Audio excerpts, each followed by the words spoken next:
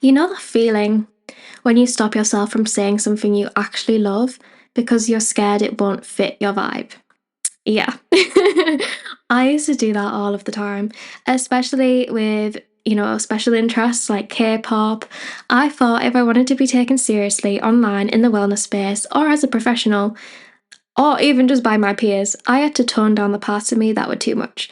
But lately, I've realised the more I hide what makes me happy, the less authentic my life feels.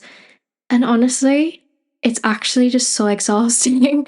So let's talk about living fully, not the filtered version, not the brand safe version, but the version that actually feels like you. Hey, I'm Tabitha Isobel, and this is where we talk about all things slow, holistic, and authentic wellness.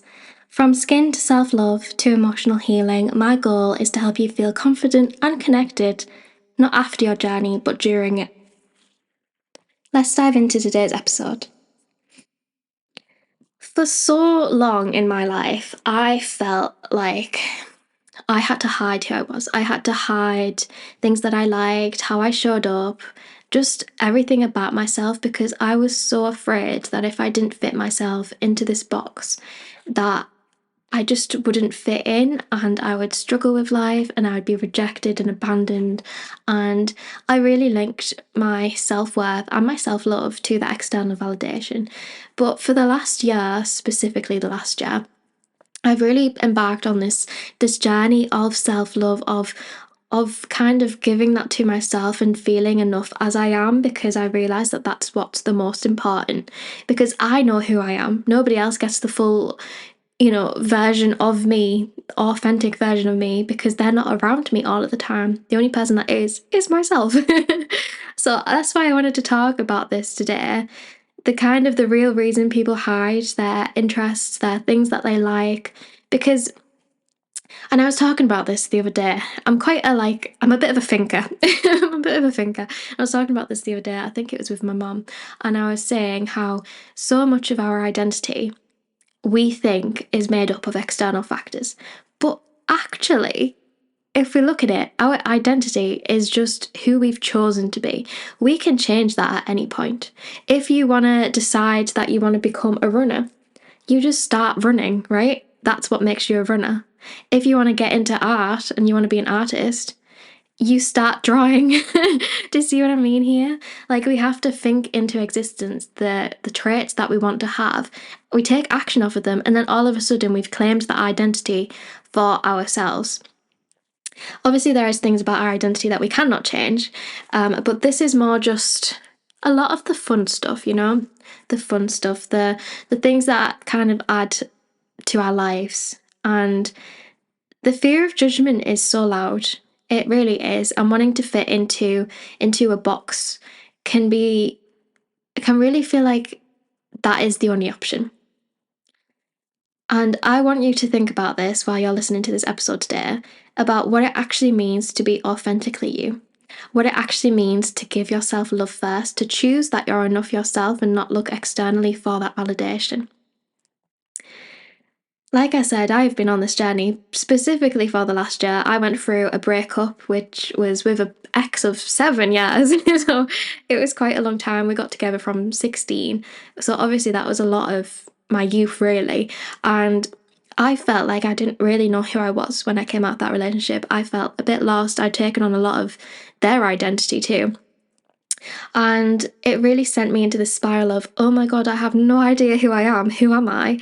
And that really started this journey for me. And the more personal development work I do, the more I realize that I get to choose who I am. And I get to decide if I'm a good person, if I'm a bad person, what the qualities that I have. Because a lot of things in life are just skills. And if they're skills, doesn't that mean that we can build upon them? Like, if you're someone that's quite shy, obviously you're going to encounter much difficult, like more situations than people who are more extroverted. It's going to be a harder journey, but that doesn't mean you have to accept that you're going to be shy for your whole life if that's something that you want to work on. Hopefully you're getting my gist here. But with this journey of mine, what came with it was trying to kind of reconnect with that inner child version of me, the child version of me who 14 years old, would go to One Direction and 5 Seconds of Summer concerts and was a proper fangirl. And I had posters of them all over my walls. The girl who like collected random things and was just so happy just being herself. And I realised that a lot of that stopped in my teenage years because I was trying to mold myself into that box to be accepted again. And I know that it's never that simple. And I never was accepted because I wasn't being authentically me. And that is such an important, differentiation. And these last few months, I've gotten into K-pop. Like I said, I've gotten into K-pop, and I'm not gonna lie, a little part of me feels embarrassed because there was situations when I was in secondary school where people would pick on people that liked K-pop, and it was uncool, and now I'm at that age where I'm 24 and I'm like, is this appropriate for me to to be a fangirl again?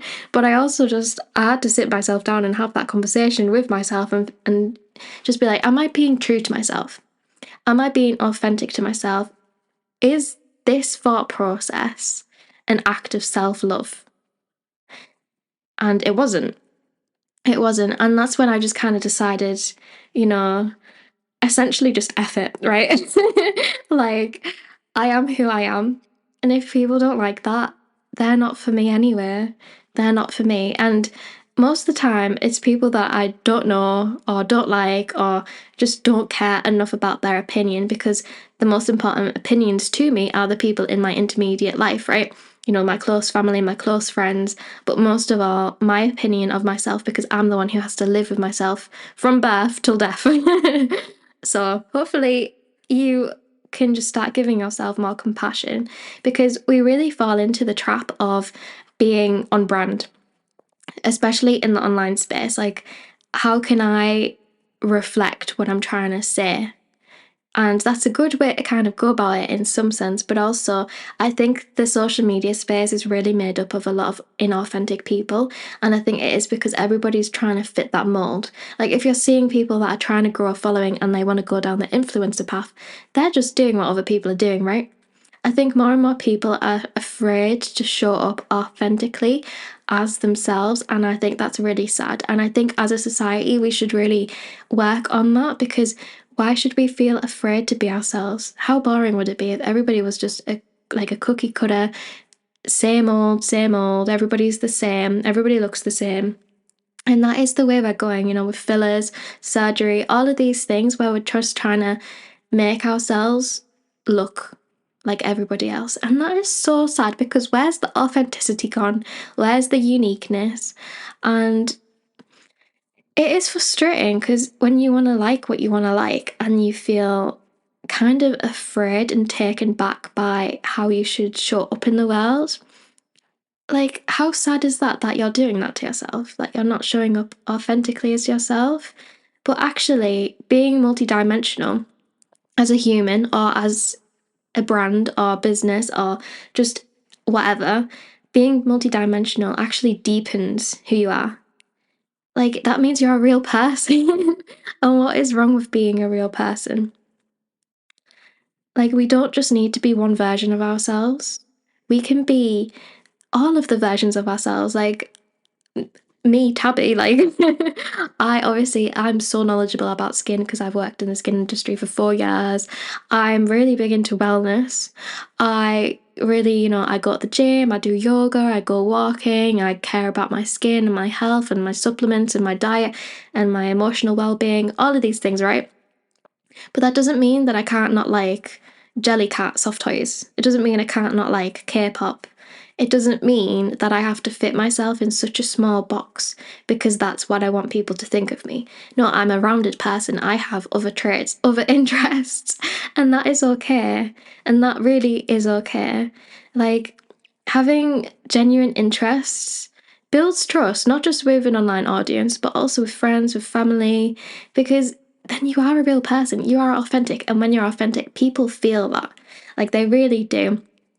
Because when you're feeling, inspired or excited about something and you're sharing what lights you up versus what you think you should share, people feel that. Like, in your friendship groups, people can feel the energy of every single space that you step into, even if they're not conscious of it.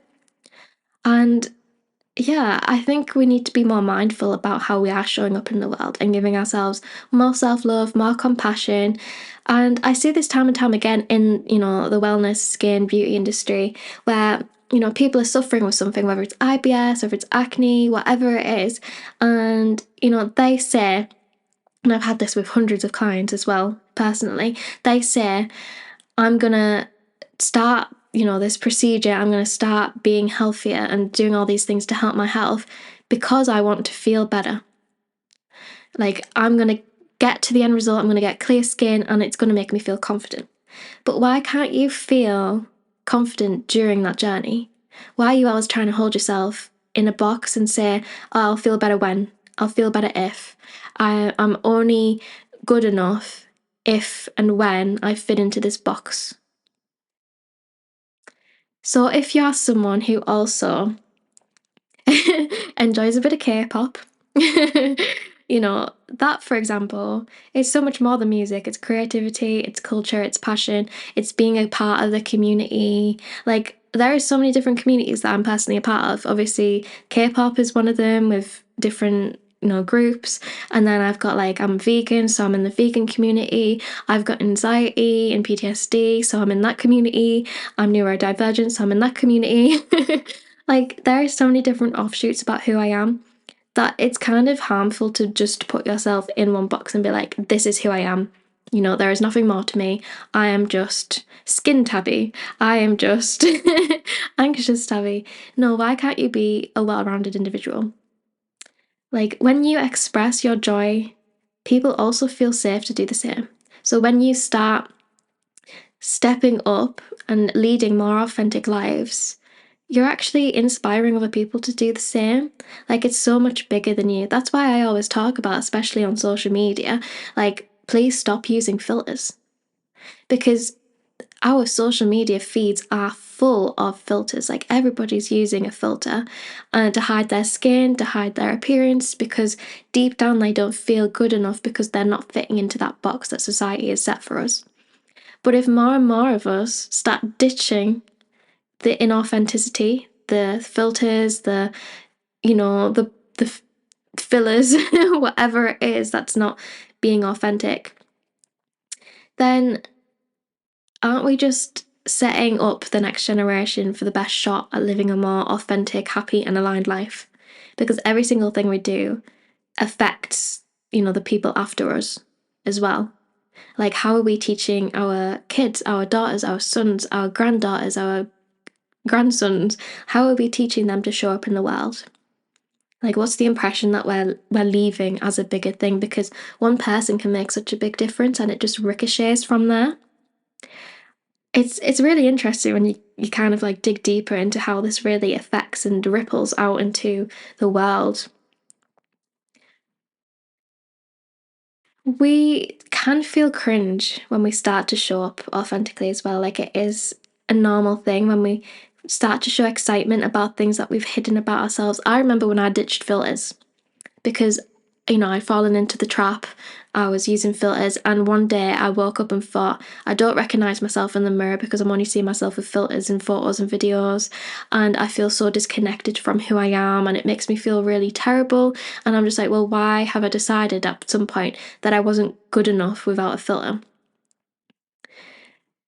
But when I started showing up authentically, it was hard to begin with. I'm not going to sugarcoat it. It was hard, it was scary. But because I took that step, I felt so liberated, because when you hide parts of yourself, it's so hard. It's so much harder. It really is. And if you reframe the idea that, you're cringe or it's scary, and you reframe that as it's confidence in progress. I'm choosing to show up every single day and love myself despite the worlds that I am in, making me feel like I'm not good enough. And it's the shift from performing for approval to expressing for connection. Because you really will align with more of your true people, your true tribe, when you are being yourself, when you are living authentically. And it's okay. It's okay to like what you like. It's okay to love what you love. It's okay to love who you love. It's okay. It's scary, and sometimes it might feel like there's bigger consequences to that and that you feel safer hiding it. But if you can find your safe space, especially in the corner of the internet, because we really do curate, what shows up on our feeds, what we consume. If we start curating that to having more authentic people, it'll feel like that's the normal.